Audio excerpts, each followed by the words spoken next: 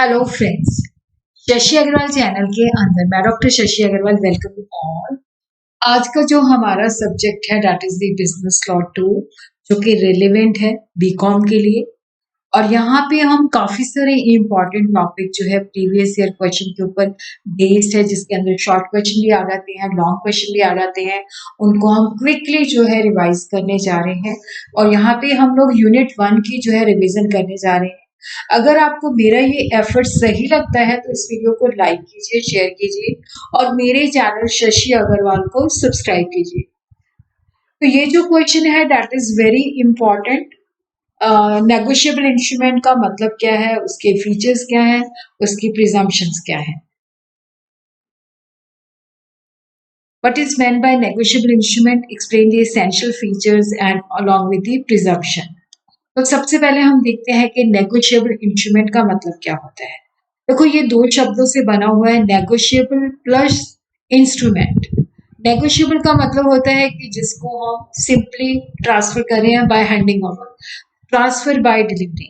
Instrument का मतलब होता है रिटन डॉक्यूमेंट, जिसके द्वारा क्या होता है कि जब हम इसको ट्रांसफर करते हैं तो दूसरे व्यक्ति को जो राइट है वो जो है ट्रांसफर करते हैं। A written document by which a right is created in favour of some person. देखो, जो व्यक्ति ट्रांसफर करता है उसको ट्रांसफर कहते हैं, जिस व्यक्ति को ट्रांसफर किया जाता है उसको ट्रांसफर ही कहा जाता है। तो नेगोशिएबल इंस्ट्रूमेंट होने के लिए डॉक्यूमेंट जो है उसके अंदर एक ऑर्डर होना चाहिए या प्रॉमिस होना चाहिए to pay a definite sum of money और नो मोर। नेगोशिएबल इंस्ट्रूमेंट के लिए डॉक्यूमेंट जो है रिटन फॉर्म में होना चाहिए, ऑर्डर या प्रॉमिस होना चाहिए और जिसके अंदर pay a definite sum, certain sum of money, और यहाँ पे हमने जो पेमेंट करनी है या प्रॉमिस करना है या ऑर्डर करना है that has to be in money. Instrument जो है नेगोशिएबल इंस्ट्रूमेंट है अगर ये दो कंडीशन को सेटिस्फाई करता है। ये उस फॉर्म के अंदर है कि होल्डर जो है उसको अपने नाम से जो है यूज कर सकता है, और जिस तरह से हम कैश को दूसरे को हैंड ओवर करते हैं तो कैश उसका हो जाता है। तो ये cash by delivering someone, by delivering that document, तो उसको हम ट्रांसफर कर सकते हैं। It is just transferable like cash by delivery. तो जिस तरह से हम कैश को ट्रांसफर करते हैं डिलीवरी के द्वारा, तो वैसे ही handing over to some other person. Section 13 subsection 1 of the negotiable instrument act जो है डिफाइन करता है नेगोशिएबल इंस्ट्रूमेंट का मतलब है promissory note, bill of exchange और cheque which is payable either to the order. Order का मतलब होता है कि जो एक स्पेसिफाइड पर्सन को या बियरर जिसके पास वो मेच्योरिटी डेट पे है। A negotiable instrument is one which transferred by delivery. देखो, डिलीवरी होता है सिंपली हैंडिंग ओवर। अगर वो बियरर इंस्ट्रूमेंट है तो सिंपली हमें हैंड ओवर करना पड़ेगा, लेकिन अगर वो ऑर्डर है तो उसके अंदर हमें उसको प्रॉपर साइन करके जो है दूसरे को ट्रांसफर करना पड़ेगा। उसको हम इंडोर्समेंट कह देते हैं। और डिलीवरी जब हम करते हैं तो उसके पास एक टाइटल आ जाता है जिसके बेसिस पे वो पेमेंट क्लेम कर सकता है। तो negotiable instrument is one which when transferred by delivery or by the endorsement, delivery passes to the transferee a good title to the payment, irrespective of the title of the transferor, provided the transferee is a bona fide holder for value without the notice of any defect in the title of the transferor। देखो, जब जो negotiable instrument transfer किया जाता है और जो transferee है वो बोनाफाइड होल्डर है, वो वैल्यू देके जो है उसको लेता है, तो वहां पे उसके पास बेटर टाइटल आता है as compare to transfer, provided कि वो बोनाफाइड होल्डर होना चाहिए जिसको इस बात की नॉलेज नहीं है कि जो व्यक्ति उसको ट्रांसफर कर रहा है उसके टाइटल के अंदर कोई डिफेक्ट है। नेगोशिएबल इंस्ट्रूमेंट के जो फीचर्स हैं, एक डॉक्यूमेंट है रिटन फॉर्म में होना चाहिए, और यहाँ पे जब नेगोशिएबल इंस्ट्रूमेंट डिलीवर किया जाता है, ट्रांसफर किया जाता है, तो दूसरे व्यक्ति को ये लीगल राइट्स देता है कि वो सर्टन सम ऑफ मनी जो उसके अंदर मेंशन है उसको रिसीव कर सकता है। इसको हम ट्रांसफर कर सकते हैं एक व्यक्ति से दूसरे व्यक्ति को दो वे से, या तो सिंपली हैंडिंग ओवर या इंडोर्समेंट एंड डिलीवरी। अगर ऑर्डर इंस्ट्रूमेंट है तो जहाँ पे हमें प्रॉपरली साइन करके जो है उसको डिलीवर करना पड़ेगा, जिस तरह के बिल ऑफ एक्सचेंज को। Transfer of A negotiable instrument जो होता है, जिस व्यक्ति को हम ट्रांसफर करते हैं उसको राइट्स मिलते हैं, वो मनी रिसीव कर सकता है और उस इंस्ट्रूमेंट को फर्दर ट्रांसफर कर सकता है। तो एक्ट के मुताबिक 3 तरह के नेगोशिएबल इंस्ट्रूमेंट्स होते हैं, promissory note, bill of exchange and cheque. Justice Willes ने इसको डिफाइन किया है, one the property in which is acquired by anyone who takes a bona fide for value in spite of any defect of title in the person from whom he took it। देखो जो transferee है जब वो negotiable instrument प्राप्त करता है तो उसने ऑनेस्ट बिलीफ में लिया है और उसको इस बात का कोई नॉलेज नहीं था कि जिस व्यक्ति से वो ले रहा है उसका टाइटल डिफेक्टिव है, और ये उसने वैल्यू देके कंसिडरेशन देके उसको जो है प्राप्त किया है। इसके जो फीचर्स हैं ये रिटन फॉर्म में होना चाहिए, ऑरल नहीं होता, ये ऑरली जो होता है जो मुंह जुबानी होता है वो लीगली इन्फोर्सेबल नहीं है। और यहाँ पे अनकंडीशनल बिना किसी शर्त के प्रॉमिस मतलब बिना कोई मतलब शर्त नहीं होनी चाहिए। It should not be based on some condition or happening of some uncertain event. X promised to pay Y a sum of rupees 20,000 7 days after his marriage with Z. It is not valid क्योंकि यहाँ पे condition लगी हुई है। Negotiable का मतलब होता है कि जिस तरह हम कैश को फ्रीली दूसरे व्यक्ति को ट्रांसफर कर सकते हैं, इसको भी इस तरह से ट्रांसफर कर सकते हैं। देखो पोजीशन भी उसके पास चला जाता है, राइट्स भी चले जाते हैं, ऑनरशिप भी जो होती है ट्रांसफरी के पास चली जाती है। ट्रांसफरी जो है नेगोशिएबल इंस्ट्रूमेंट का ऑनर बन जाता है। इसके अंदर दो पार्टीज इन्वॉल्व है, ट्रांसफरर जो ट्रांसफर करता है, ट्रांसफरी जिसको दिया जाता है। प्रॉपर्टी का मतलब होता है ownership, complete right of ownership, not merely right of position. देखो जब नेगोशिएबल इंस्ट्रूमेंट जो है जिसको ट्रांसफर किया जाता है तो ऑनरशिप भी दूसरे व्यक्ति के पास जाता है, पोजीशन भी दूसरे व्यक्ति के पास जाता है। मोड ऑफ ट्रांसफर है कि अगर ये बेयरर नेगोशिएबल इंस्ट्रूमेंट है तो इसको हम हैंडिंग ओवर के डिलीवरी के द्वारा, अगर ये ऑर्डर है तो इसके अंदर इंडोर्समेंट हमें प्रॉपर्ली जो है साइन करके फिर उसके बाद इसको डिलीवर करना पड़ेगा। तो इंडोर्समेंट एंड डिलीवरी जो है दोनों साथ साथ है। और उसी तरह क्या है कि यहाँ पे जब हमने मतलब अनसर्टेनिटी नहीं होनी चाहिए। यहाँ पे जो पे करना है वो मनी की फॉर्म में करना है, किसी और फॉर्म में नहीं पे कर सकते। One should clearly mention the certain amount to be paid, amount जो है सर्टेन होना चाहिए। X promise to pay handsome amount of money, तो यहाँ पे अनसर्टेनिटी है, ये जो है नेगोशिएबल इंस्ट्रूमेंट नहीं है, इसके साथ अनसर्टेनिटी अटैच नहीं होनी चाहिए। Good title. It means that a person who receives a negotiable instrument has a clear and undisputable title to the instrument. However, the title of the receiver will not be absolute only if he has got the instrument in good faith and for a consideration. देखो यहाँ पे जो receiver है उसका title तभी good title कहलाता है अगर उसने गुड फेथ में और कंसिडरेशन देके लिया है। चाहे ट्रांसफरर का टाइटल डिफेक्टिव है बट जो ट्रांसफरी है उसको इस बात की नॉलेज नहीं है, उसको कोई सस्पिशन नहीं है और वहां पे उसे वैल्यू देके जो है गुड फेथ में लिया है, तो उसका title as compare to transferor better title होगा। नेगोशिएबल इंस्ट्रूमेंट के अंदर जो मेकर होता है उसके सिग्नेचर होते हैं, और जब नेगोशिएबल इंस्ट्रूमेंट ट्रांसफर होता है तो ट्रांसफरी के पास पोजेशन भी आ जाता है, ऑनरशिप भी आ जाता है और वो अपने नाम से जो है मुकदमा फाइल कर सकता है अगर उसके अंदर उसको पेमेंट नहीं मिलती। और अगर डिसऑनर हो जाता है तो वो अपने नाम से जो है पार्टीज को स्यू भी कर सकता है। और इसके अंदर क्या है कि कुछ प्रिजम्पशन है कि जब भी नेगोशिएबल इंस्ट्रूमेंट होता है तो वो चीजें हमें अलग से प्रूव नहीं करनी पड़ती, वो चीजें इसके अंदर इनहेरेंट पार्ट ही होती हैं। The special rules of evidence have incorporated certain presumptions which are applicable to all negotiable instruments. Presumption that all instruments have been issued or transferred for consideration. कि presumption है कि ये हमें अलग से प्रूव करना पड़ेगा कि इसको विदाउट कंसिडरेशन ट्रांसफर किया गया है। तो कोर्ट जो है हमेशा ये प्रिज्यूम करेगी कि इसके अंदर कंसिडरेशन देगी कि ही इसको ट्रांसफर किया गया है, दूसरी पार्टी को प्रूव करना पड़ेगा कि यहाँ पे कंसिडरेशन नहीं है। तो ये भी क्वेश्चन वेरी इंपॉर्टेंट है। प्रिजम्पशन जिसको सेक्शन 118 एंड 119 डील करता है, तो इसको हमें need not to be proved as they are assumed to be inherent part of the negotiable instrument. तो यहाँ पे हमेशा ये अज्यूम किया जाएगा कि जिसके पास भी नेगोशिएबल इंस्ट्रूमेंट है उसने कंसिडरेशन देके ही इसको लिया है। Every negotiable instrument was made, drawn, accepted or endorsement for consideration. Date जिसके ऊपर ये साइन किया गया है तो यही अज्यूम किया जाएगा कि उसी डेट के ऊपर ही ये ड्रॉ किया गया है। जो डेट इंस्ट्रूमेंट के फेस के अंदर अपेयर की जाती है तो ये अज्यूम की जाती है कि उसी डेट के ऊपर इसको लिखा गया है। Time of acceptance, it was accepted with in reasonable time after it's issue and before it's maturity. तो एक्सेप्टेंस का टाइम भी जो माना जाएगा कि बिफोर मैच्योरिटी है, और यहाँ पे जो टाइम ऑफ ट्रांसफर है वो भी बिफोर मैच्योरिटी माना जाएगा। ऑर्डर ऑफ इंडोर्समेंट का मतलब होता है कि जैसे ए ने बी को किया, बी ने सी को किया, सी ने डी को किया, तो जिस वे से इंडोर्समेंट वहां पे मतलब रिकॉर्ड की है तो उसी सीक्वेंस के अंदर ही माना जाएगा, अदरवाइज दूसरे को प्रूव करना पड़ेगा ये इस ऑर्डर में नहीं हुई। Stamping A bill of exchange and promissory note mandatory है और वैल्यू ऑफ द स्टैंप जो है वो डिपेंड करती है वैल्यू ऑफ द प्रोमिसरी और bill at the time of their payment. और यहाँ पे जिसके पास भी नेगोशिएबल इंस्ट्रूमेंट है उसको होल्डर इन ड्यू कोर्स ही माना जाएगा। Every holder is presumed to have paid consideration और उसने जो नेगोशिएबल इंस्ट्रूमेंट लिया है गुड फेथ के अंदर लिया है। और उसी तरह अगर बिल ऑफ एक्सचेंज डिसऑनर होता है तो court shell on the proof of the protest presume the fact of the dishonour, के प्रोटेस्ट के बेसिस पे वही डिसऑनर के फैक्ट जो है वो एक्सेप्ट करेगी।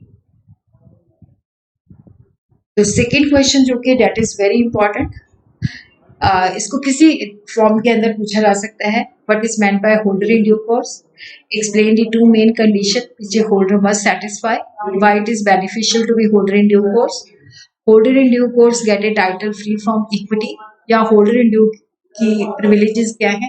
इसी तरह कई बार शॉर्ट के अंदर भी लॉन्ग के अंदर भी holder in due course and holder के अंदर डिफरेंस पूछा जाता है।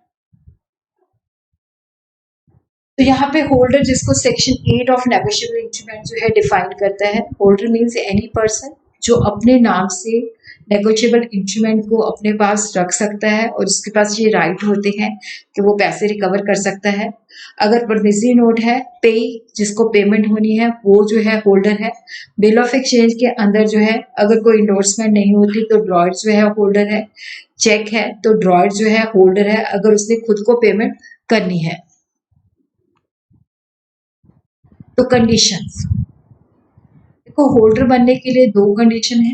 एक तो क्या है कि इंटाइटल है वो अपने नाम से उस इंस्ट्रूमेंट को अपनी कस्टडी में अपने पोजीशन में रख सकता है।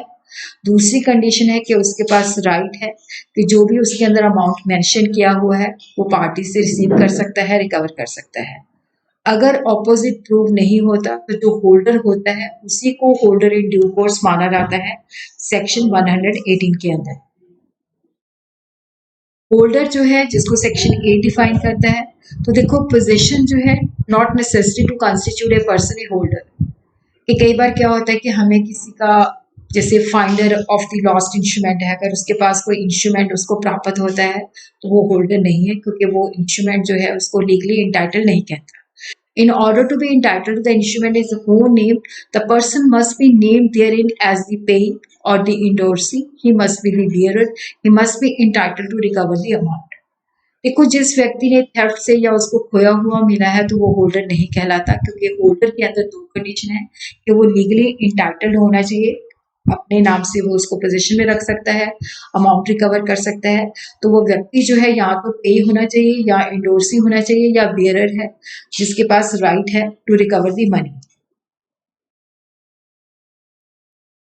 और उसी तरह होल्डर के अलावा कोई दूसरा व्यक्ति जो इंस्ट्रूमेंट है उसके ऊपर स्यू नहीं कर सकता, उसी के पास राइट है उसको फर्दर नेगोशिएट कर सकता है, वही उसका वैलिड डिस्चार्ज दे सकता है। ही मे और may not have the position, वही चीफ पर्सन है जिसको दूसरे व्यक्ति जो है लायबल है। होल्डर इन ड्यू कोर्स जिसको सेक्शन 9 जो है डील करता है, the person must have acquired the position of the instrument for valuable consideration.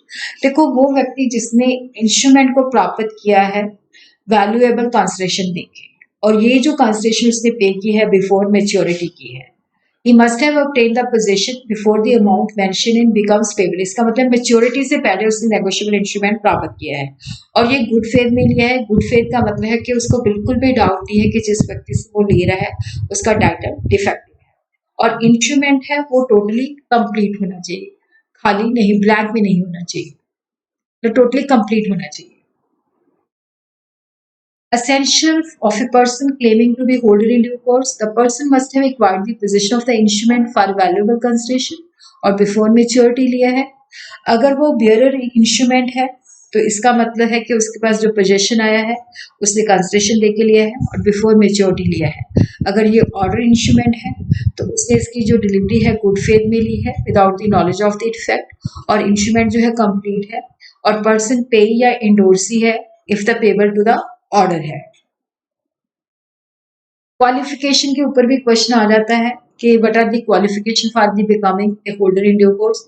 देखो होल्डर इन ड्यू कोर्स पहले होल्डर ही होता है, तो उसके अंदर क्वालिफिकेशन का मतलब है कि he must possess the following qualification, ये कंडीशंस है, होल्डर होना चाहिए, उसके पास लीगली राइट है कि वो अपने नाम से उसको रख सकता है, उसकी कस्टडी में है, लीगल टाइटल है और उसके अंदर लीगली राइट है कि वो अमाउंट रिकवर कर सकता है।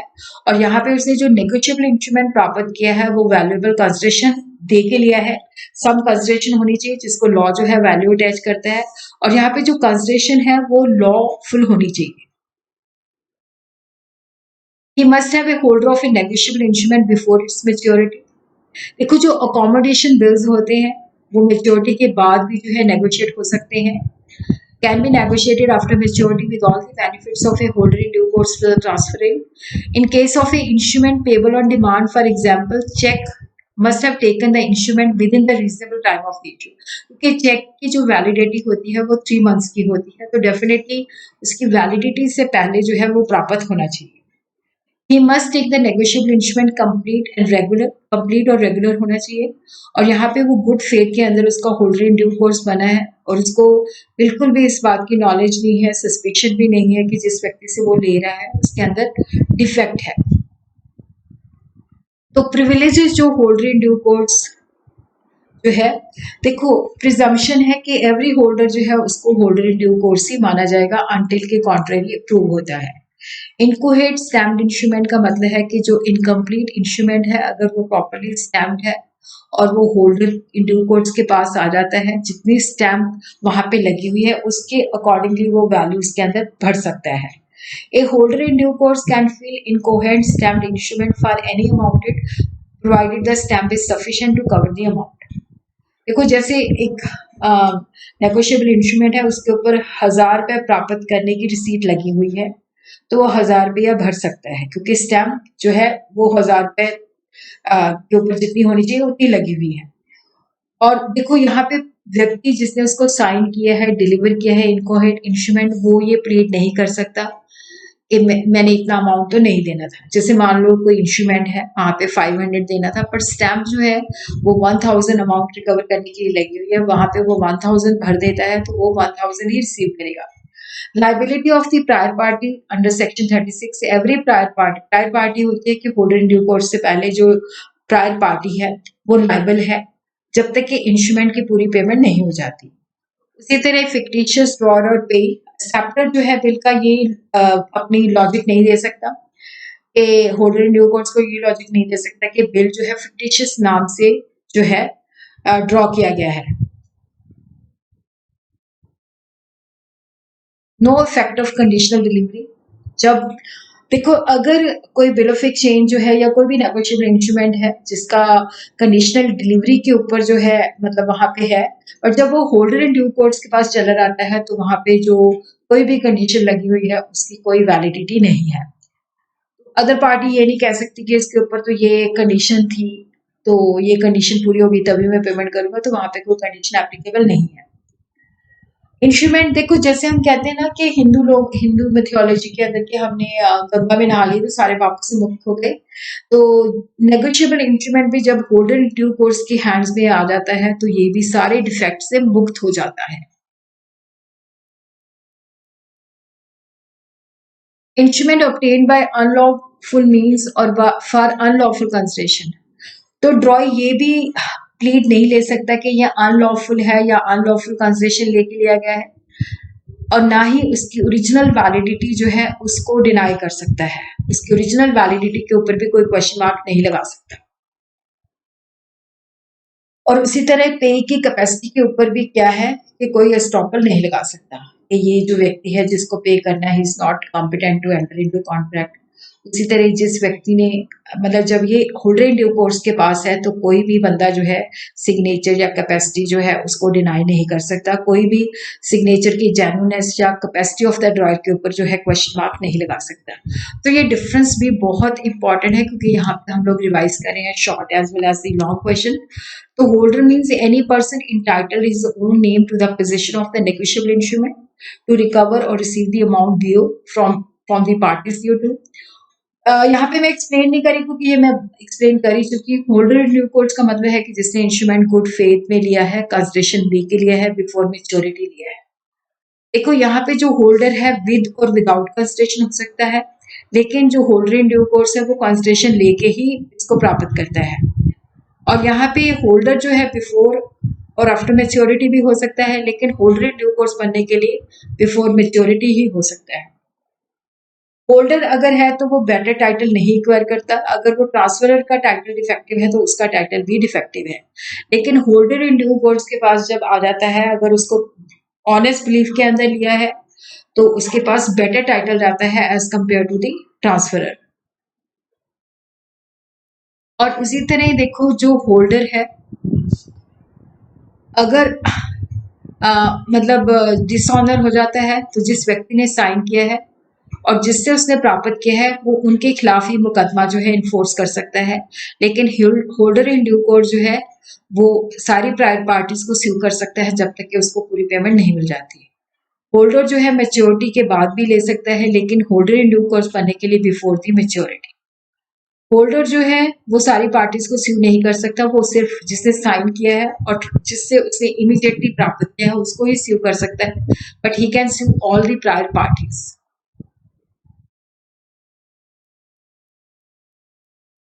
होल्डर जो है उसने गुड फेथ में भी हो सकता है और नहीं भी हो सकता है, लेकिन यहाँ पे गुड फेथ में ही होना चाहिए। होल्डर के पास जो प्रिविलेजेस हैं वो काफी कम है, लेकिन जो होल्डर इन ड्यू कोर्स है उसके पास प्रिविलेजेस काफी ज्यादा है।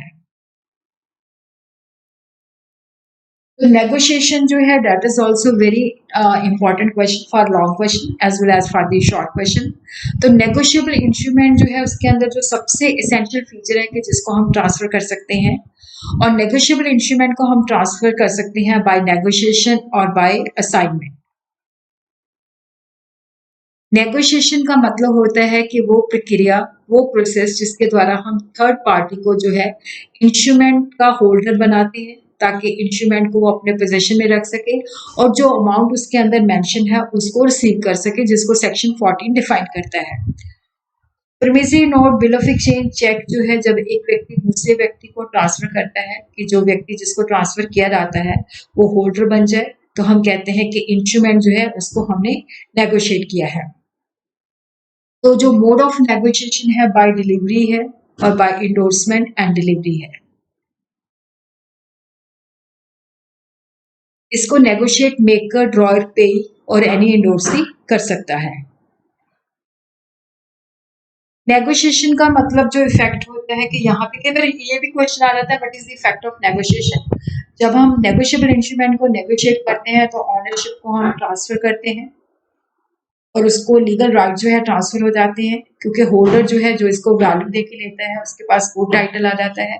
और चाहे जो है दूसरे व्यक्ति के पास इसका टाइटल डिफेक्टिव है, एक्सेप्ट फॉर्जरी की, फॉर्जरी को छोड़ के अगर ट्रांसफरर का टाइटल डिफेक्टिव है तो ट्रांसफरी के पास जो टाइटल आता है वो बेटर टाइटल आता है अगर उसने गुड फेथ में लिया है।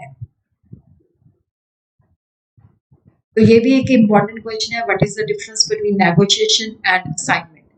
देखो नेगोशिएशन के अंदर जो है या तो सिंपली हैंडिंग ओवर कि जो नेगोशिएबल इंस्ट्रूमेंट है, जैसे हम कैश को डिलीवर करते हैं वैसे अगर बेयरर है, ऑर्डर है तो विद इंडोर्समेंट है।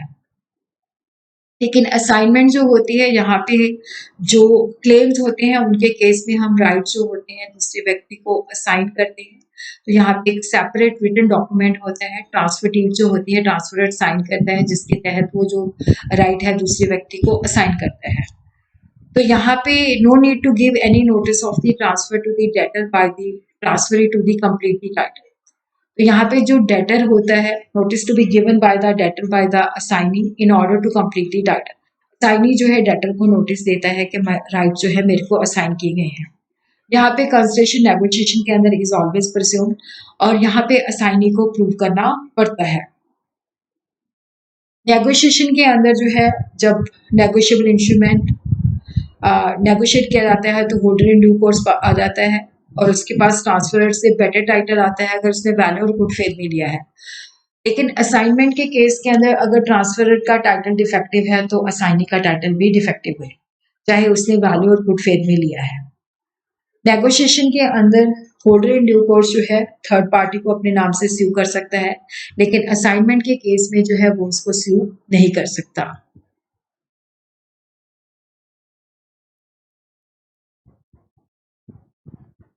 तो what are the different consumer protection authorities constituted under the consumer protection act? तो यहाँ पे हम इसको ब्रीफली करेंगे। पेपर मैं बना रही हूँ, अगर बन जाता है तो अब तक आ जाएगा। देखो, 3 टायर सिस्टम है, डिस्ट्रिक्ट कमीशन है, स्टेट कमीशन है, नेशनल कमीशन है। जो रीड्रेसल एजेंसीज हैं कंज्यूमर प्रोटेक्शन एक्ट के अंदर। देखो, डिस्ट्रिक्ट कमीशन जो है स्टेट गवर्नमेंट जो है that is empowered to establish a consumer redressal agency at the district level, और इसका एक प्रेसिडेंट होता है और 2 अदर मेंबर्स होते हैं। रिटायर्ड या वर्किंग जज ऑफ डिस्ट्रिक्ट कोर्ट हो सकते हैं। यहाँ पे जो कंप्लेंट गुड्स एंड सर्विसेज, जो भी गुड्स एंड सर्विसेज के अंदर डेफिशिएंसी है वो फाइल की जाती है वर्थ ₹1 करोड़ और लेस, और एजेंसी जो है गुड्स को लेबोरेटरी के अंदर टेस्टिंग के लिए भेजती है अगर नेसेसरी है, और जो फैक्टर रिपोर्ट आते हैं उसके बेसिस पे डिसीजन देती है। और जब डिस्ट्रिक्ट कमीशन अपना जो है डिसीजन देता है तो विद इन 45 डेज जो है, जो पार्टी उस डिसीजन के साथ सेटिस्फाइड नहीं है वो 45 डेज के अंदर अपील कर सकती है। स्टेट कमीशन के अंदर प्रेसिडेंट, 2 अदर मेंबर्स हैं, रिटायर्ड वर्किंग जज ऑफ हाई कोर्ट। तो यहाँ पे जो complaint for goods and services worth rupees more than 1 crore but less than 10 crore, तो यहाँ पे भी स्टेट कमीशन जो है पार्टी को कांटेक्ट करती है जिसके अगेंस्ट कंप्लेंट फाइल की गई है और गुड्स को टेस्टिंग के लिए भेजती है अगर नेसेसरी है। और जो ये डिसीजन देती है तो नेशनल कमीशन के पास 30 डेज के अंदर अपील कर सकते हो। तो जो फाइन मनी है उसका 50% जो होता है वहां पे डिपॉजिट करना पड़ता है। नेशनल कमीशन जो है जिसके अंदर प्रेसिडेंट एंड 4 अदर मेंबर्स हैं जिसको सेंट्रल गवर्नमेंट अपॉइंट करती है। यहाँ पे जो complaint goods and services worth rupees more 10 मोर मतलब 10 करोड़ से ज़्यादा है, नेशनल कमीशन जो है पार्टी को कांटेक्ट करता है जिसके अगेंस्ट कंप्लेंट फाइल की जाती है और गुड्स को वहाँ पे भेजता है। तो यहाँ पे नेशनल कमीशन का जो डिसीजन है उसके खिलाफ जो है सुप्रीम कोर्ट के अंदर हम अपील कर सकते हैं, और 50% ऑफ फाइन डिपॉजिट जो है हमें डिपॉजिट करवाना पड़ता है। तो ये भी बहुत इंपॉर्टेंट क्वेश्चन है, प्रोमिसरी नोट क्या है, इसके फीचर्स क्या है, इसका स्पेसिमेन भी आप लोग याद कर लेना। Section 4 of the negotiable instrument define करता है इंस्ट्रूमेंट इन राइटिंग जो कि बैंक नोट या करेंसी नहीं होना चाहिए, जिसके अंदर अनकंडीशनल अंडरटेकिंग होती है जो कि मेकर द्वारा साइन होती है। देखो, जो प्रोमिसरी नोट होता है जिसने पैसे देने होते हैं ये उसके द्वारा लिखा जाता है और ये बिना किसी शर्त के प्रॉमिस या अंडरटेकिंग होती है।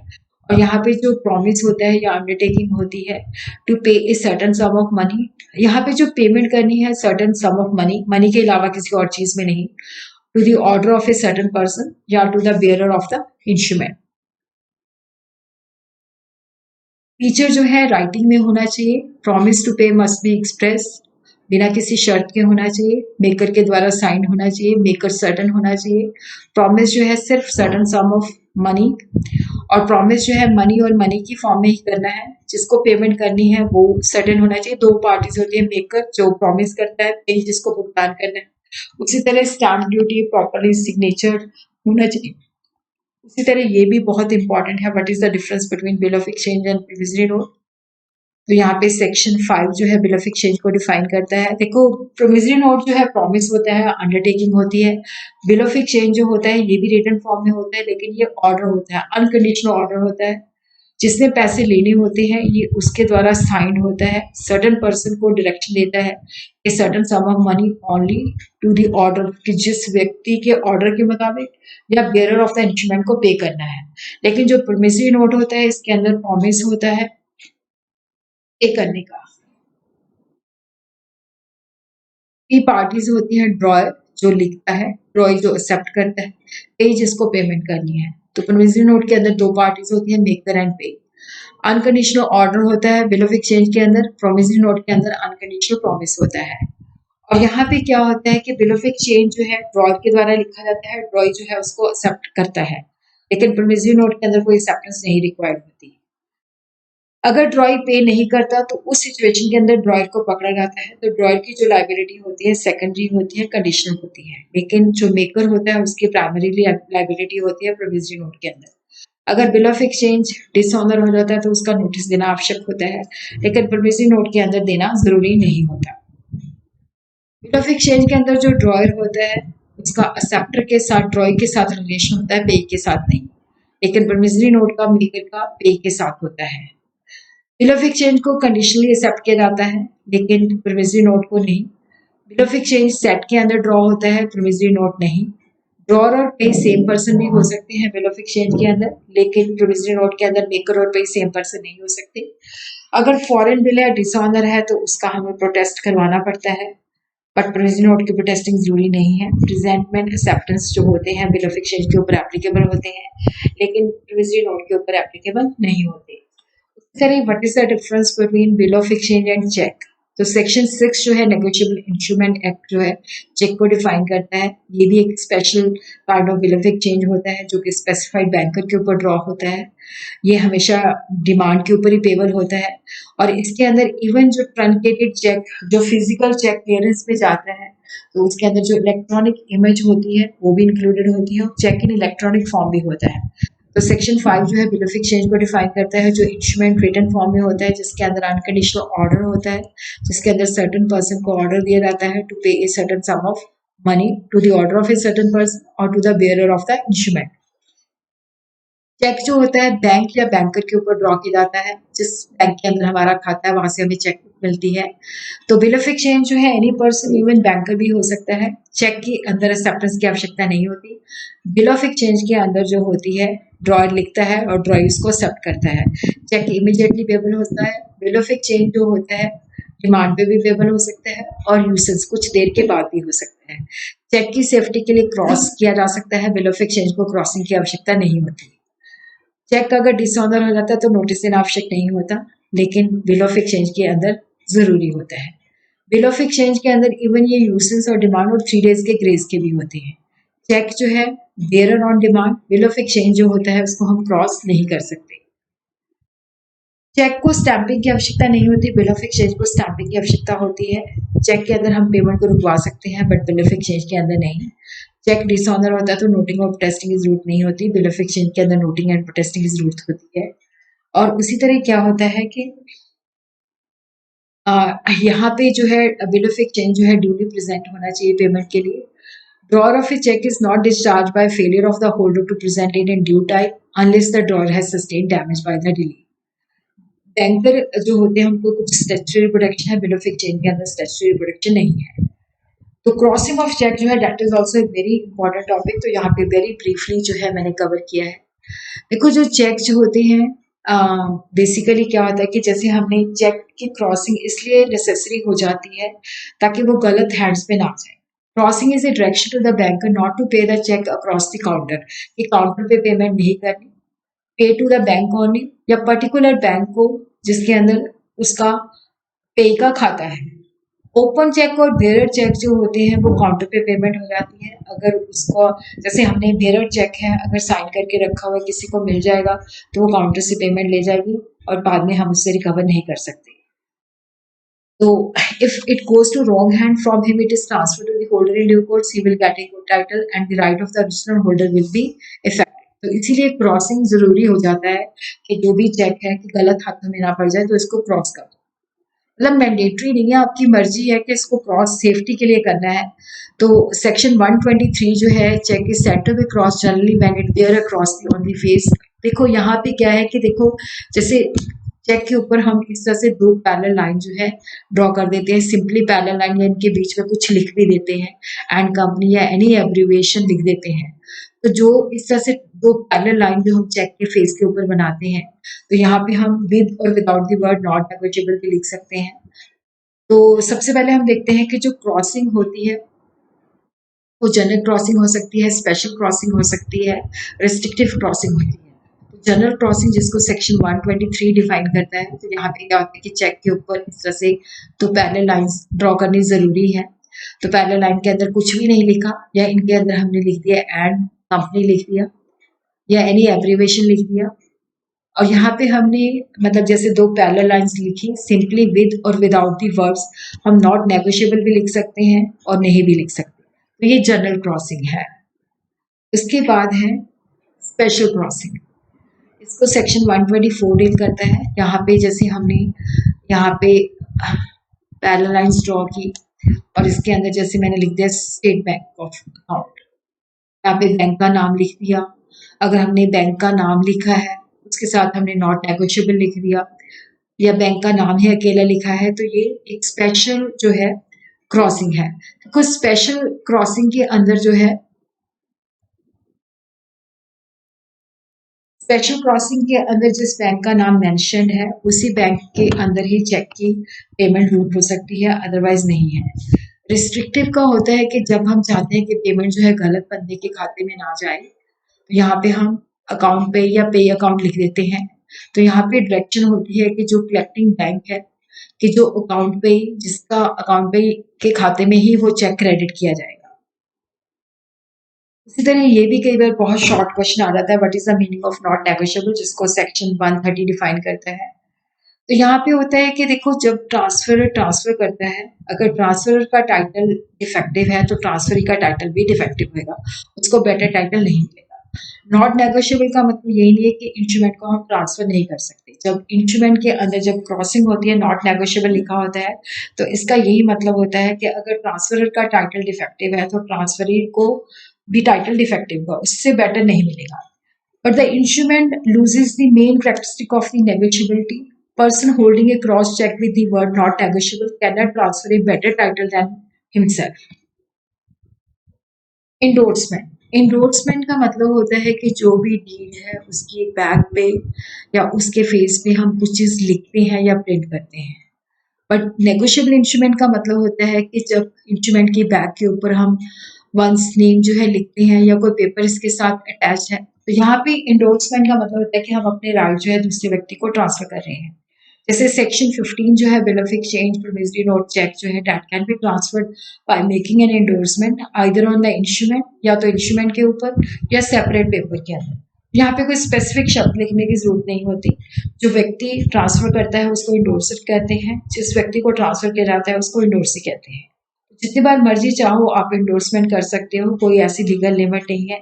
अगर हम सेपरेट शीट पे करते हैं तो उसको अलॉन्ग ही कहते हैं। और ये भी क्वेश्चन बहुत इंपॉर्टेंट है, नोटिंग एंड प्रीटेस्टिंग। सबसे पहले हम देखते हैं नोटिंग क्या होता है। देखो, जब नेगोशिएबल इंस्ट्रूमेंट डिसऑनर हो जाता है तो होल्डर जो होता है पार्टीज को नोटिस देता है, ताकि नोटिस डिसऑनर देता है ताकि जो पार्टी लायबल है उसको सू किया जाए। तो यहाँ पे नोटिंग के द्वारा क्या होता है कि एक जो फैक्ट है कि ये नेगोशिएबल इंस्ट्रूमेंट जो है डिसऑनर हो गया है, तो उस चीज को ये ऑथेंटिकेट करता है कि ये नेगोशिएबल इंस्ट्रूमेंट जो है डिसऑनर हो गया है।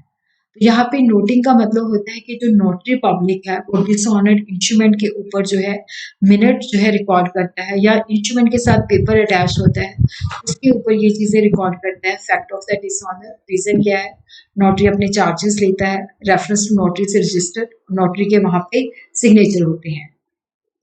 प्रोटेस्टिंग का मतलब होता है कि यहाँ पे जो फॉरेन बिल्स होते हैं उनका प्रोटेस्टिंग कराना जरूरी होता है, कि जो नोटरी पब्लिक है वो एक फॉर्मल सर्टिफिकेट देता है कि यहाँ पे जो बिल, जो नेगोशिएबल इंस्ट्रूमेंट है उसका डिसऑनर हुआ है बाय नॉन एक्सेप्टेंस और बाय नॉन पेमेंट, उसका पूरा सर्टिफिकेट, फॉर्मल सर्टिफिकेट मिलता है।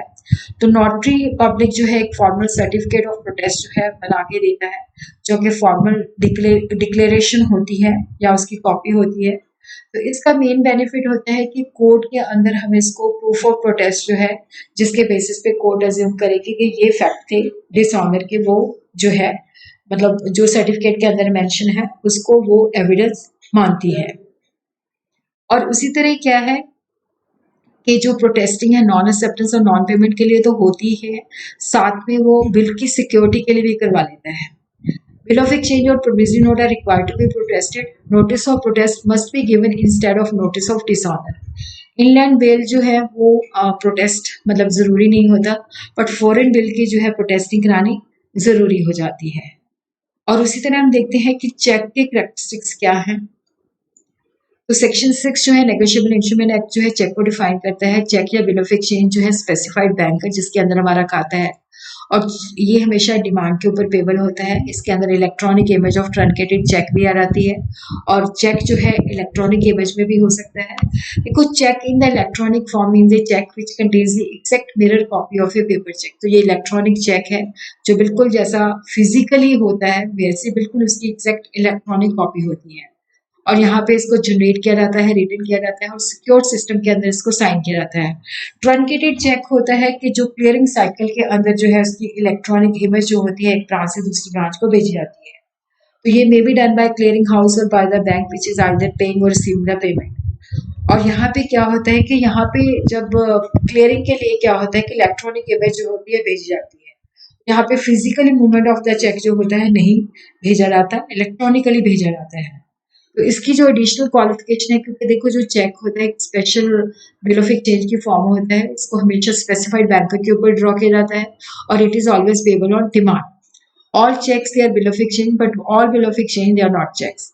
यहाँ पे जो चेक होता है प्रिंटेड फॉर्म होता है जो कि बैंक सप्लाई करता है और यहाँ पे इसको एक्सेप्टेंस की आवश्यकता नहीं होती और इसको चेक को स्टैम्प लिखवाने की जरूरत नहीं होती और इसकी वैलिडिटी जो होती है 3 मंथ्स के लिए होती है। तो ये चेक का फॉर्मेट है, क्योंकि कई बार एग्जाम के अंदर फॉर्मेट भी आ जाता है। 3 पार्टीज होती हैं, ड्रॉयर, बैंकर एंड पे। ड्रॉयर होता है जो व्यक्ति चेक लिखता है जिसका बैंक में खाता होता है, बैंक जहाँ पे उसका खाता है, पे जिसको भुगतान करना है। चेक जो है इंस्ट्रूमेंट है, रिटर्न फॉर्म में होता है, बॉल पॉइंट, प्रिंटेड भी हो सकता है, टाइप भी होता है, स्पेसिफाइड बैंकर के ऊपर। ये हमेशा डिमांड के ऊपर पेबल होता है, यहाँ पे ग्रेस डेज नहीं मिलते। तो ये जो भी सेक्शन 6 के अंदर रिक्वायरमेंट है उसके मुताबिक होता है, मेकर के द्वारा साइन होता है, अनकंडीशनल ऑर्डर होता है, certain sum of money to the order of a specified person और टू द बेयरर। और यहाँ पे must be address by one person to another. Bank draft जो होता है चेक नहीं होता और इसके अंदर जो है एक्सेप्टेंस की आवश्यकता नहीं होती। चेक हमेशा एग्जैक्ट अमाउंट और यहाँ पे जिसको पेमेंट करनी है वो भी सर्टन होना चाहिए और चेक जो है ड्यूली डेटेड होता है, डे, मंथ और ईयर बताना होता है। ये 3 मंथ्स के लिए वैलिड होता है। ओपन अनक्रॉस चेक हो सकते हैं जब पेमेंट जो है काउंटर पे रिसीव की जाती है और deposit the cheque in his own account, pass it to someone else by signing on the back of check.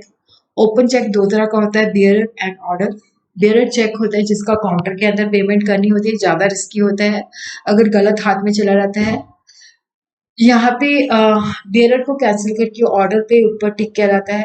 तो ये जो चेक होता है जो स्पेसिफाइड पर्सन होता है उसी को पेबल होता है। क्रॉस चेक होता है, सेफ्टी के लिए इसको क्रॉस कर लिया जाता है। यहाँ पे विद और without additional words like and company account पे या नॉट नेगोशिएबल लिखा होता है। तो चेक जो क्रॉस होता है ये हमेशा जो होता है उसी को ही पेबल होता है। ड्राफ्ट और चेक के अंदर जो डिफरेंस है कि ड्राफ्ट एक बैंक दूसरे बैंक के ऊपर लिखता है, चेक जो होता है एक व्यक्ति जो है दूसरे बैंक के ऊपर लिखता है जिसके अंदर उसका खाता होता है। ड्राफ्ट जो होता है उसको हम कैंसिल नहीं करवा सकते, आसानी से नहीं करवा सकते, बट चेक जो होता है इसकी हम पेमेंट रुकवा सकते हैं।